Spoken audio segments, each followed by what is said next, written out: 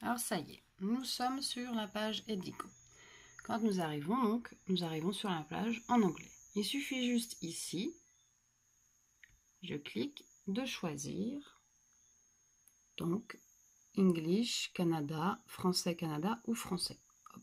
Je clique sur Français de France et voilà, ça y est, créer, partager, épater. Un outil incontournable pour créer donc du matériel éducatif.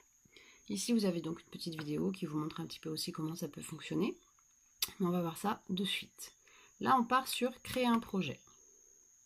Donc, on va arriver sur la page créer projet. Donc là, on arrive sur déjà inspirez-vous avec des modèles, des formats. Donc là, c'est par exemple plus pour des cartes à tâches en format. Là, c'est pour des exercices, des cartes à identification, des cartes de jeu, etc.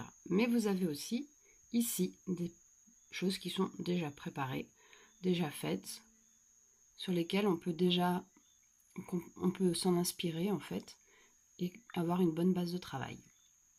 Exemple, là on va essayer d'en modifier un, vous verrez, pour que ce soit facile. Je remonte, il y avait une page de calcul.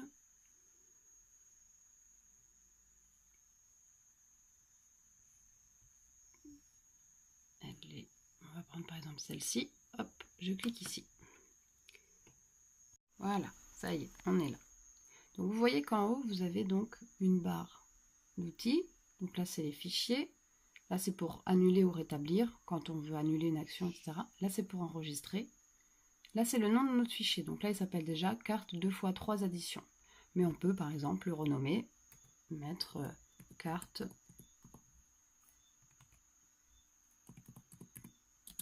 calcul, tout simplement. Hop, donc j'ai cliqué dessus, ça s'appelle comme ça. Là, je trouve que mon fond, je voudrais le changer. Parce qu'il est sympa, mais bon, je préférerais avoir un autre fond. Hop, je vais ici sur mes templates à côté, donc mes éléments, et il y a marqué arrière-plan. Je clique sur arrière-plan.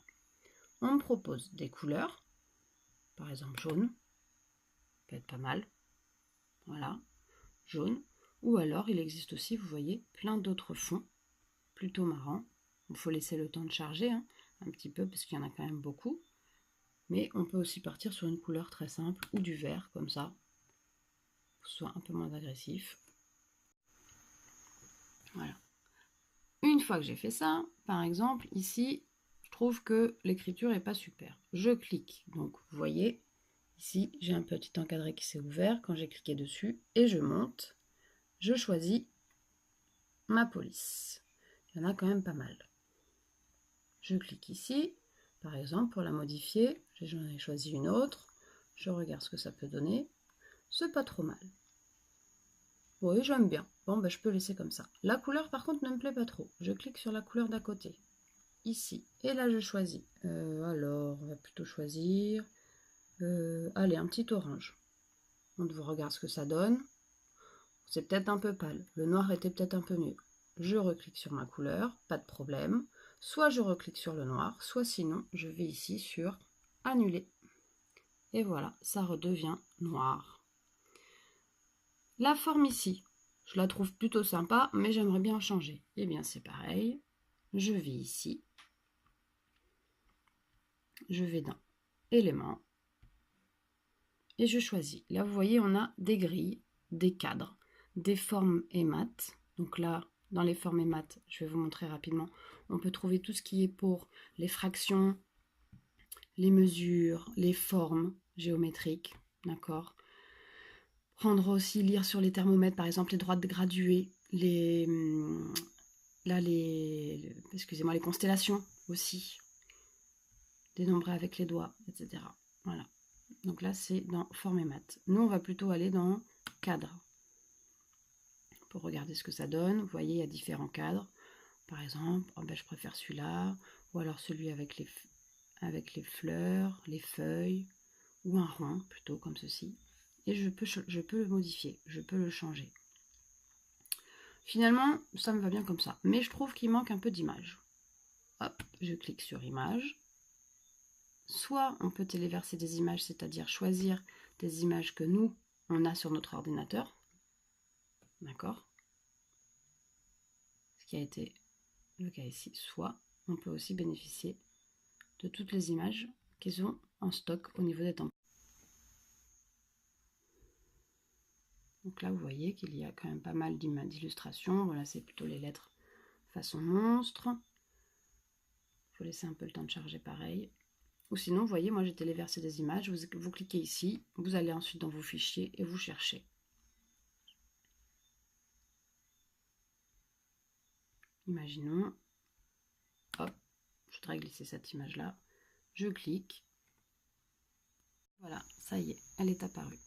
Maintenant, je peux la redimensionner.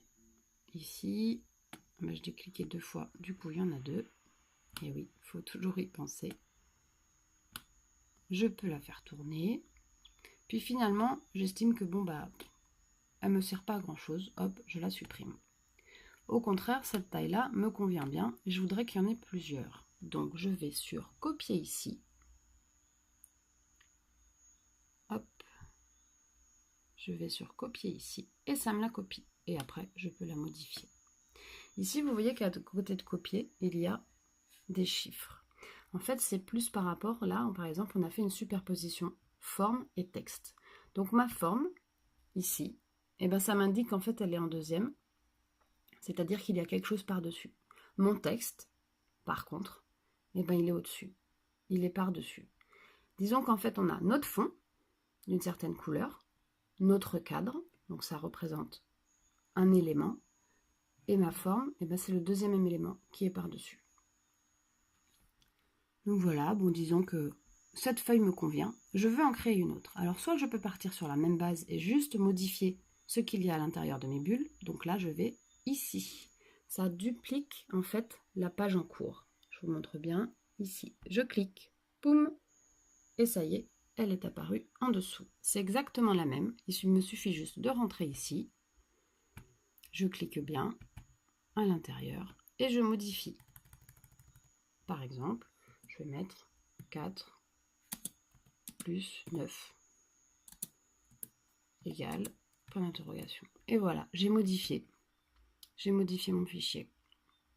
Si au contraire, je veux changer de type d'exercice, il suffit juste que j'aille en dessous et je clique sur ajouter une page.